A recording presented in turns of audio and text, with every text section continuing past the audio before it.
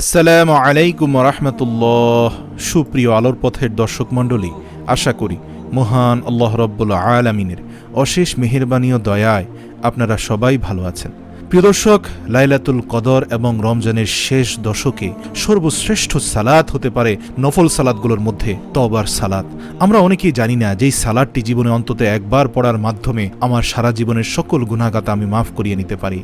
প্রিয় দর্শক, আজকের ভিডিওতে আমি আপনাদেরকে জানাবো যে তওবার নামাজ কিভাবে আদায় করতে হয় এবং তওবার নামাজ কি জন্য পড়তে হয়। বিস্তারিত জানতে ভিডিওটি শেষ পর্যন্ত অবশ্যই দেখুন।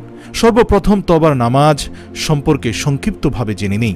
এই নামাজ পড়ার জন্য কোনো সময় নির্দিষ্ট নেই, তবে মনোযোগ বৃদ্ধির জন্য গভীর রাতে পড়াই উত্তম। যদি হঠাৎ করে কোনো গুনাহের কাজ করে বসেন অথবা অতীত জীবনের গুনাহ ক্ষমা করার জন্য এই নামাজ পড়তে হয়, তওবা এবং ইস্তেগফার আমাদের জন্য মেরাজ স্বরূপ। হযরত আদম আলাইহিস সালাম এর থেকে পাওয়া গিয়েছে আমাদের সব সময় তওবা করা উচিত। এক বর্ণনায় আছে হযরত মুহাম্মদ সাল্লাল্লাহু আলাইহি ওয়াসাল্লাম দৈনিক ৭০ বার এবং অন্য এক বর্ণনায় আছে দৈনিক ১০০ বার তওবা করতেন। তওবার এই পদ্ধতি পৃথিবীতে সর্বপ্রথম আবুল বাশার হযরতে আদম আলাইহিস সালামই মানব জাতিকে শিক্ষা দিয়ে গেছেন। পৃথিবীর প্রথম মানুষ হিসেবে পৃথিবীর বুকে তিনি সর্বপ্রথম তওবা করেছেন, আর তিনি যে তওবার দোয়াটি পড়েছিলেন সেটা পবিত্র কোরআনে এসেছে। প্রিয় দর্শক, আমরা চাইলে তওবার সালাতে সিজদায় গিয়ে এই দোয়াটি এভাবে আল্লাহর কাছে পড়তে পারি: রব্বানা যালামনা আনফুসানা ওয়া ইল্লাম তাগফির লানা ওয়া তারহামনা লানাকুনান্না মিনাল খাসিরিন। প্রিয় দর্শক, এই দোয়ার বরকতে আল্লাহ তাআলা হযরত আদম আলাইহিস সালাম এবং মা হাওয়া আলাইহিস সালামের অতীত জীবনের যাবতীয় সকল গুনাহ, গন্ধম ফল খাওয়ার গুনাহ, জান্নাতের সেই গাছের নিচে যাওয়ার গুনাহ, শয়তানের প্ররোচনায় প্ররোচিত হওয়ার গুনাহ, সকল গুনাহ ক্ষমা করে দিয়েছিলেন এই একটি দোয়ার বরকতে। আমরা অবশ্যই তওবার নামাজে এই দোয়াটি পড়ব। এই নামাজ পড়তে হলে সর্বপ্রথম ১১০ দোয়া ইস্তেগফার পাঠ করে ২ রাকাত নামাজ পড়ে পুনরায় দোয়া ইস্তেগফার ১১০ বার পড়ে তারপর কয়েকবার দুরূদ শরীফ পড়ে গুনাহ মাফের জন্য খাস করে আল্লাহর দরবারে মুনাজাত করতে হবে। চলুন বিস্তারিতভাবে নামাজ পড়ার নিয়ম জেনে নেই। প্রথমে ইন্নী ওয়াজ্জাহতু ওয়াজহিয়া লিল্লাযী ফাতারাস সামাওয়াতি ওয়াল আরদ হানিফা ওয়া মা আনা মিনাল মুশরিকিন। এই দোয়াটি পড়ে আপনি শিরক থেকে মুক্ত হয়ে রব্বুল আলামিনের দরবারে মুতাওয়াজ্জু হবেন। তারপরে আপনি নামাজের নিয়ত করবেন আপনি তওবার ২ রাকাত নফল নামাজ কিবলামুখী হয়ে আদায় করতে যাচ্ছেন আল্লাহু আকবার বলে।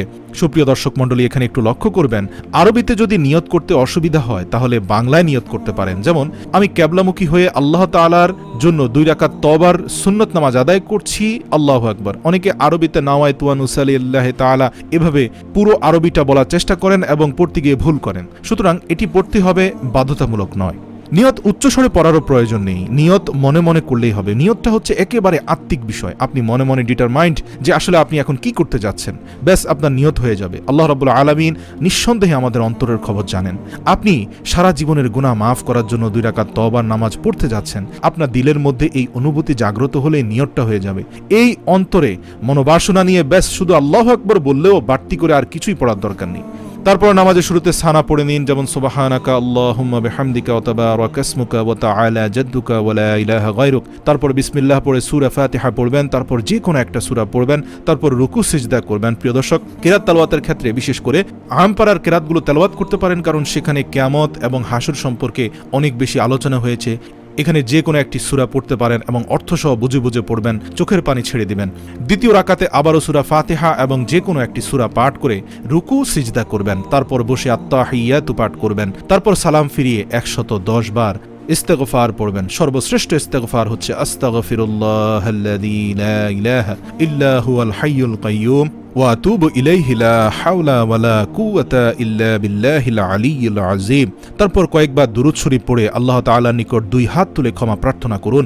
ইনশাআল্লাহ আল্লাহ তাআলা আপনার পূর্বের জীবনের সকল গুনাহ ক্ষমা করে দিবেন। প্রিয় দর্শক, লাইলাতুল কদরে এই তওবার নামাজ কমপক্ষে অন্তত ২ রাকাত নামাজ হলেও পড়ার চেষ্টা করবেন। বিশেষ করে রমজানের শেষ দশকের প্রত্যেকটি রাতে যদি ২ রাকাত করে আমি নামাজ পড়ি তাহলে নিশ্চিত লাইলাতুল কদরে তওবার ২ রাকাত নামাজ পড়া হয়ে গেল। নিঃসন্দেহে এটা নিশ্চিত থাকা যায়, আল্লাহ আমাদের জীবনে অন্তত একবার হলেও এই তওবা ইস্তেগফারের ২ রাকাত নফল নামাজ পড়ার তৌফিক দান করুক এবং জীবনের সকল গুনাহ আল্লাহর কাছে ক্ষমা করিয়ে নেওয়ার তৌফিক দান করুক। কেননা সিজদায় বান্দা আল্লাহ তাআলা সবচেয়ে নিকটবর্তী হয়। যখন তওবার সালাতে আপনি সিজদায় গিয়ে আল্লাহর কাছে এই দোয়াটি পড়বেন, যে দোয়াটি হযরত আদম আলাইহিস সালাম পড়েছিলেন, রব্বানা যালামনা আনফুসানা ওয়া ইল্লাম তাগফির লানা ওয়া তারহামনা লানাকুনান্না মিনাল খাসিরিন। আর যদি 2 ফোঁটা চোখের পানি ছেড়ে দিতে পারেন, নিঃসন্দেহে পৃথিবীর 2 ফোঁটা পানি আল্লাহর কাছে সর্বশ্রেষ্ঠ। এর মধ্যে 1 ফোঁটা হচ্ছে জিহাদের ময়দানে আল্লাহর জন্য বান্দার রক্তের ফোঁটা, আরেকটা হচ্ছে তাহাজ্জুদের বিছানায় অথবা তওবার সালাতে বান্দার চোখের পানি, সিজদায় লুটিয়ে বান্দার চোখের পানি। আল্লাহ আমাদের সবাইকে তওবার সালাত আদায় করার তৌফিক দান করুক, আমিন।